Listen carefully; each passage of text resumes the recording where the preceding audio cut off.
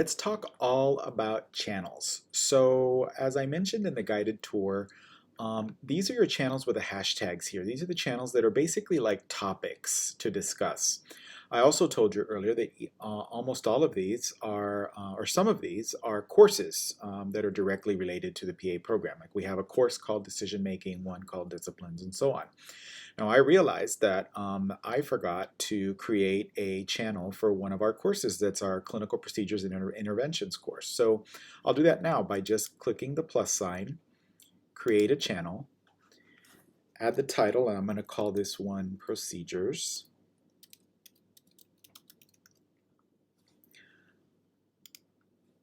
Posts about PHA 590.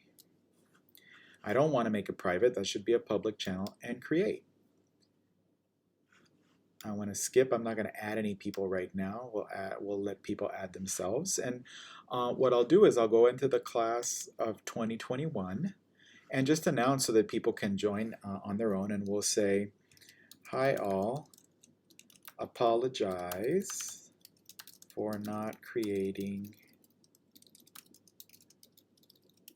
the channel for procedures before, but it's up if you want to join. And everybody gets that message, and it hyperlinks the procedures channel directly so that we'll soon see people joining that channel. So I wanted to show you a little bit about how the channels work. So I'm going to go to we're already in the class of 21, which is the main channel, and just kind of scroll. Like we see here, students posted, I said earlier, like about Asociado Médico. They posted this anti-racism webinar that they attended the other night. They put their memes up and say happy birthday to each other. Again, it's very social. They're community service events. They document here as well with their photos and videos. Really great stuff. And so not only is it social and personal, but they also do some really important study skill work with each other. You'll notice we have a channel just for study skills, which we've had there since they started the PA program, that has a lot of resources in there for them to use. But if we move up, I'm looking for where they were off a little bit, but where they start to talk a lot about, things that they're doing, pop-up challenge bowls with APA, ways to just kind of get the word out about what's going on. They'll put like make the diagnosis on here as well. People put all kinds of, Quizlets on here and their study guides. I put a video up just announcing and congratulating them for finishing the semester in the spring semester. Our community aids, our recruitment events, I post on here just to remind them that they should attend if they can.